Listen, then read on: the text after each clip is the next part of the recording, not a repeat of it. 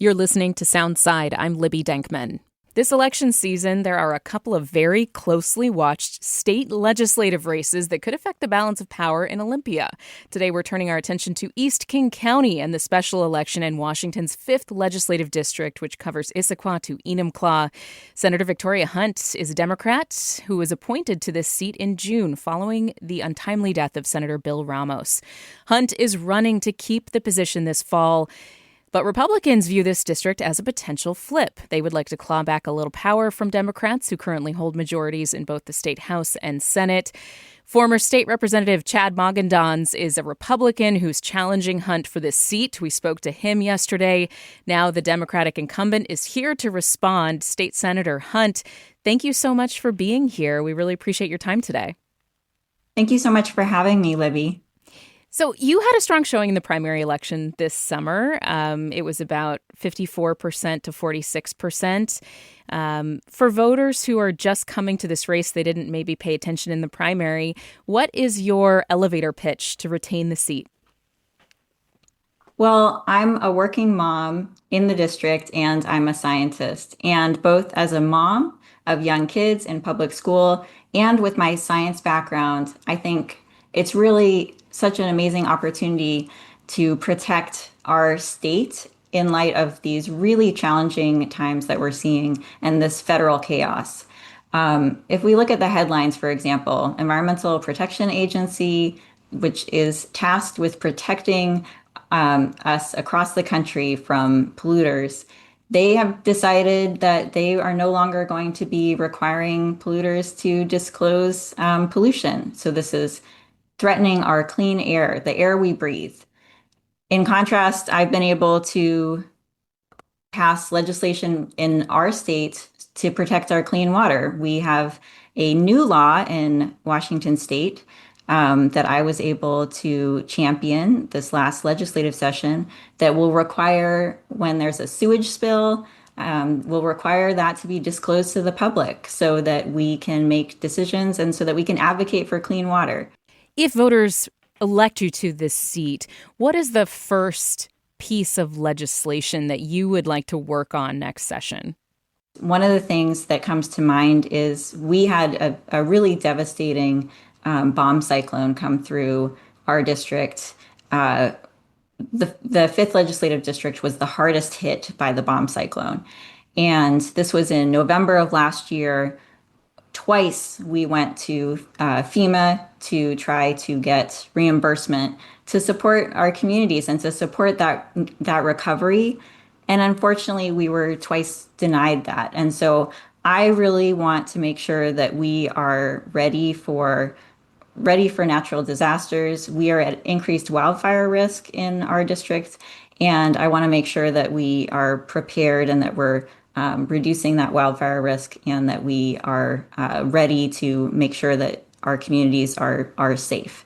So that's one thing that I really want to work on. I also want to continue to work on housing affordability. This is a district where it's really challenging to find housing that is affordable, and it's something that our community is really struggling with. It's something that I want to continue to partner on. Affordability is really a crisis here, and I'm going to continue to work with my colleagues to make sure that we're finding solutions.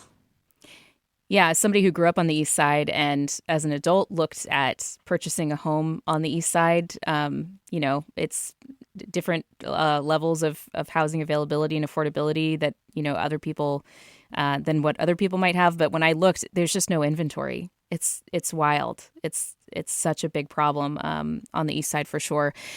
You and your colleagues looked at a $16 billion budget deficit in the last session. And this was a big problem. There was a lot going into closing the gap.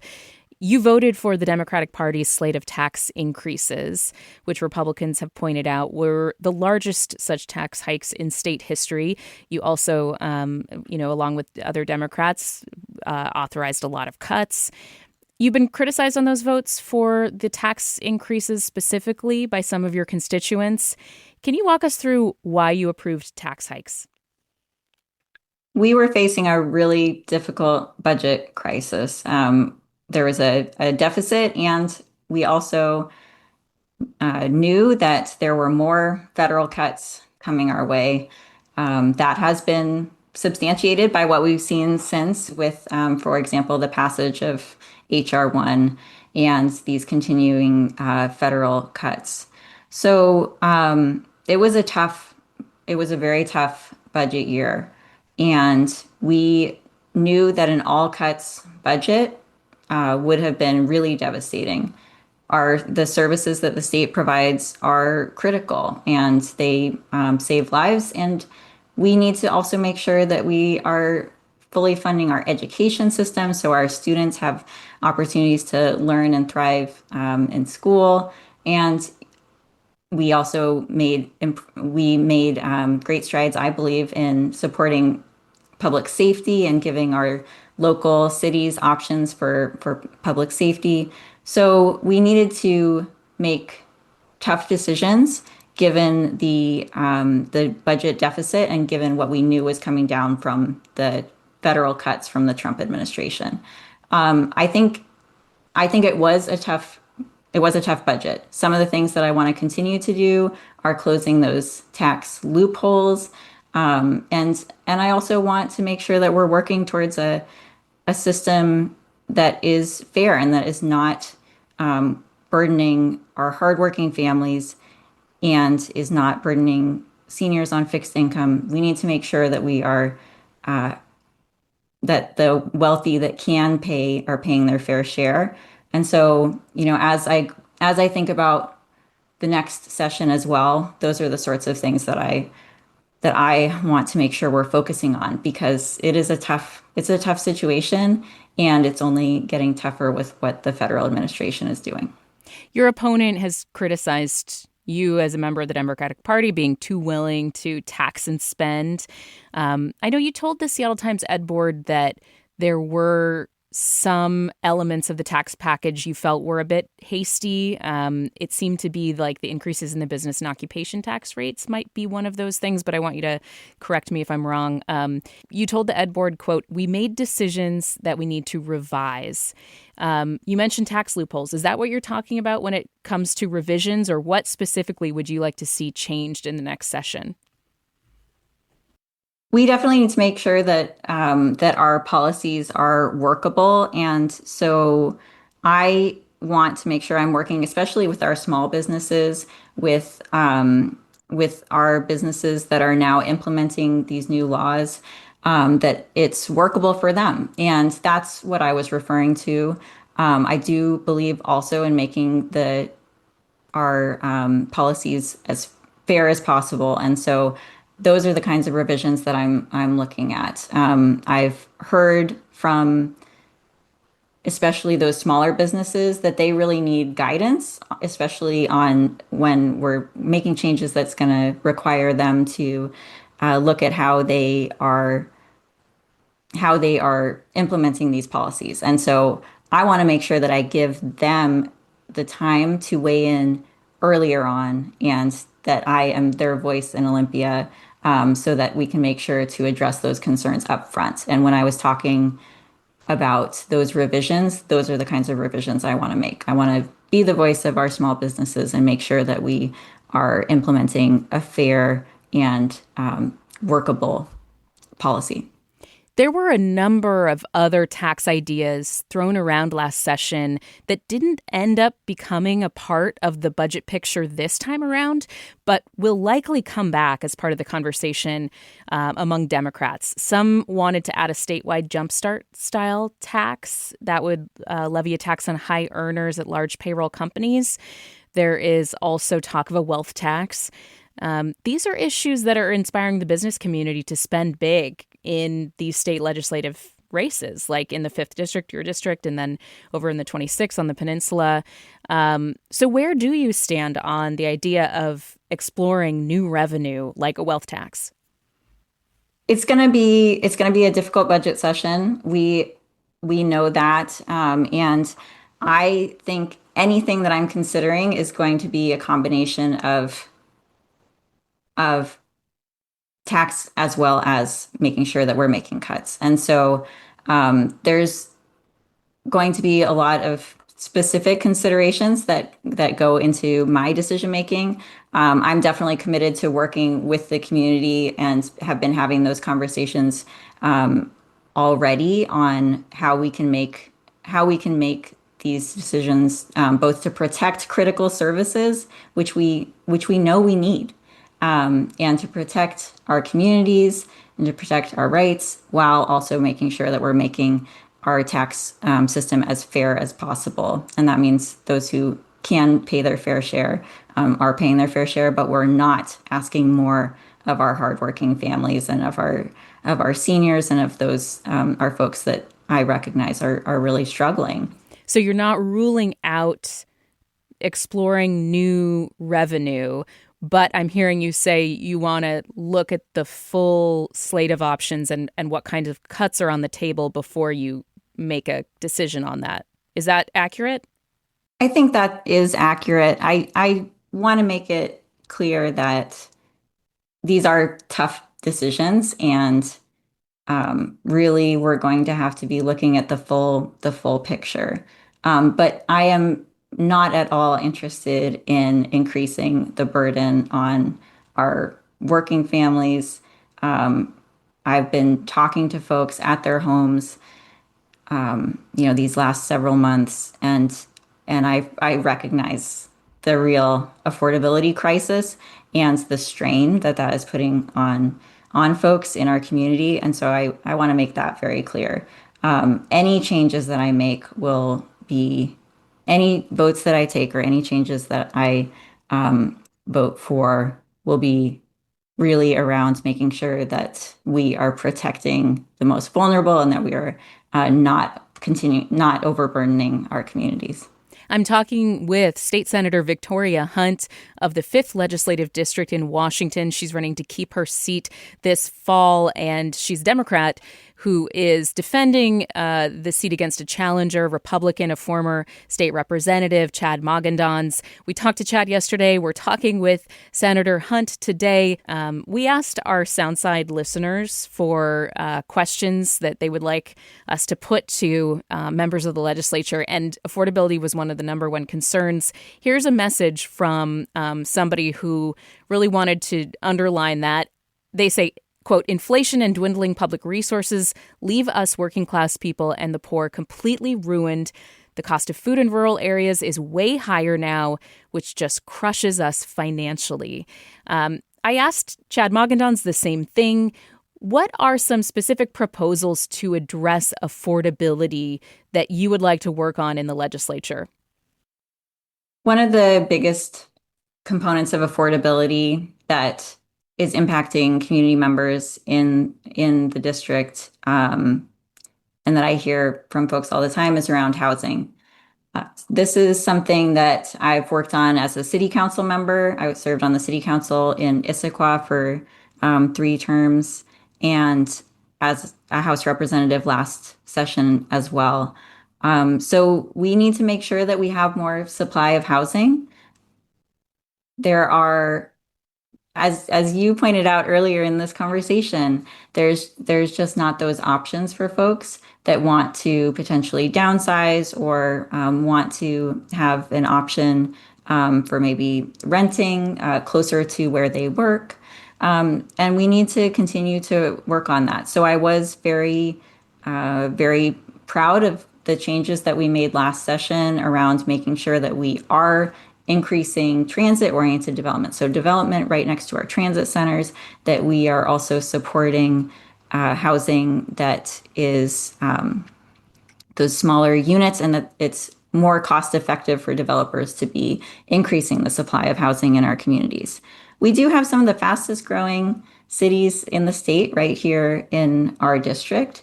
And I also am very committed to making sure that the state is supporting that growth with infrastructure, and that we're keeping our roads safe, and that we are investing in our communities. So I think that's one element, and affordability has many different elements. Another one that I'll mention is childcare affordability. This is something where we took steps last session to make sure that it is possible to have more access to childcare. As a mom with little kids, when I had my second child, it was very hard to find childcare that was accessible and that I didn't have to drive a long distance to. We have childcare deserts, unfortunately. And so this is another aspect of affordability that I want to continue to work on. We took steps in that direction, but there's more that we need to do. And really, those stories and those voices from the community, that's that's why I want to go back to Olympia, is to be the voice of those community members and to make improvements so that we can make it easier for folks and reduce some of that burden. When it comes to education, because you mentioned, you're a mom, as somebody who is going and looking at education policy in Olympia, what do you think our top priorities for education should be?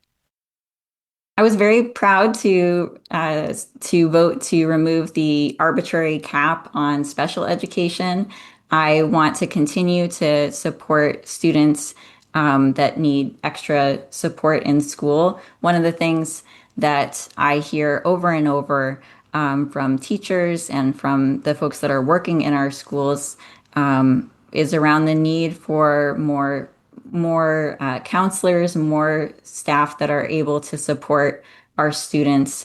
And we have lots of other needs that the state needs to continue to work on. We increased our investment in materials and supplies, so teachers aren't having to go get pencils and get art supplies to the same degree, but there's more work to be done there too. And partnering with our school boards, with our teachers, I'm very committed to continuing to work with our families across the district and with our schools so that we can continue to fully support our schools and our public education. This is something that I feel very strongly about as I have young kids in public school, and it's something that is really important to the community that I serve. The issues that are being brought up by two new voter initiatives are going to probably come before you next year. That is the Brian Haywood initiatives or I should say, initiatives to the legislature. One of them is a ban on transgender girls and girls' sports in Washington state. Another will be reversal of the changes that the Democratic legislature made to Brian Haywood's first Parents' Bill of Rights bill last time around. Now he wants to basically reverse what the legislature did and restore some of the provisions to require parents to have access to mental health records, things like that, in schools. Where do you stand on what Haywood is likely going to get before the legislature next year, both the trans girls and girls sports and the parental notification stuff? I do not support these initiatives. And when I am talking with folks, and when I'm talking with our parents of kids in schools, and when I'm talking with our teachers, these are not the issues. The issues really are like the things that I was just speaking about. We really need to make sure that we're investing in special education, that we're investing in staff that are able to provide counseling services and support our teachers, materials and supplies, and transportation needs and accessibility. And these are the things that I want to work on. It's the paramount duty of the legislature to provide for education, and I take that very seriously. And these initiatives, I believe, are divisive, and I think it's really disappointing that these initiatives are on such an important topic as our kids in schools are really, I believe, to earn some political points. These are not the things that I believe are what we as a state need to be working on to address so that we can support every child in school so that they have opportunities to thrive. And so I'm committed to focusing on those things, making sure that we have the resources for the schools. In our last couple of minutes here, let's talk about bipartisanship, because that is kind of the way that your opponent, Chad Mogendans, is trying to make the case for himself. He's pitching to moderate Democrats that there needs to be some balance brought back to Olympia, that the seat, if it flips, would help Republicans claw back a little bit of power. Democrats would no longer have the 3/5 supermajority, which lets them issue bonds.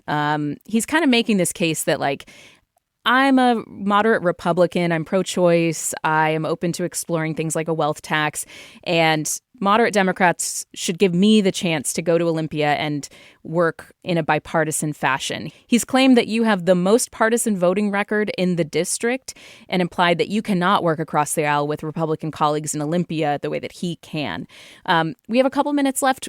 What do you make of that criticism, and how do you approach working even with your opponents in Olympia? I passed 3 bills this last session. Each one of them was bipartisan, and each one had a Republican that I worked closely with who was the co-sponsor of those bills. So I don't know where he's getting that. I have worked as a city council member with community leaders across this region, and I believe strongly in finding solutions, and I will work in a collaborative way to find those solutions. So my record speaks for itself. 3 bills passed, all bipartisan, and I will continue to work across the aisle and find solutions that meet the needs of my community. You mentioned too that my opponent stated that he was pro-choice. He has also, depending on the audience, and I think this is disappointing, but depending on the audience, he has also said that he supports the overturning of Roe v. Wade, that he supports the Dobbs decision. As a mom of a young girl, I am deeply disturbed that my daughter will grow up in a country where she, at this rate, she won't have the same bodily autonomy in this country that I had growing up. And that's because of the overturning of Roe v. Wade. So for me, pro-choice means that women have the right to make decisions about their own bodies, and the Dobbs decision is in contradiction with that. And I think it's really disappointing to say different things to different audiences on such an important, really critical topic. So I absolutely will work across the aisle. I absolutely believe there are many things that we can agree on, and clean air, clean water, making sure that we're working on affordable, reliable energy, which was another thing that I was able to work on and advance in the legislature last session. These are things that I absolutely believe we can find solutions, and I want to continue to fight for my community, and that's why I want to go back to Olympia and work for all of us. State Senator Victoria Hunt is running to keep her seat in the 5th District in East King County, representing Issaquah to Enumclaw. Thank you very much for being here, Senator. Thank you so much. And you're listening to Soundside. We did reach out to Chad Mogendans about his record on abortion, and he sent us a statement which reads in part, quote, "My opponent and her political operatives know that the Dobbs decision was about the constitutional authority of the federal government to establish nationwide policy on abortion, and by itself is neither pro-choice nor pro-life. They also know that I am and always have been pro-choice, but they introduce this false narrative as a wedge issue to divide coalitions that I'm building with Republicans and independents. Frankly, I consider this to be settled law after Initiative 120 passed in 1991, and I will never introduce legislation to override the will of the people. Voters in the legislative 5th District want big government out of our wallets and out of our bedrooms, and I'm the only candidate committed to doing both." As a reminder, I spoke with Mogendans earlier in the week, and you can hear that conversation on our website, kuow.org/soundside, or by searching for Soundside wherever you get your podcasts. Thanks for listening to Soundside. This show is only possible because listeners support us. If you're able to give right now, please check out the show notes for a link to donate. And don't forget, you can listen live on KUOW 94.9 FM Seattle at noon and 8 p.m., Monday through Thursday, or anytime online at KUOW.org.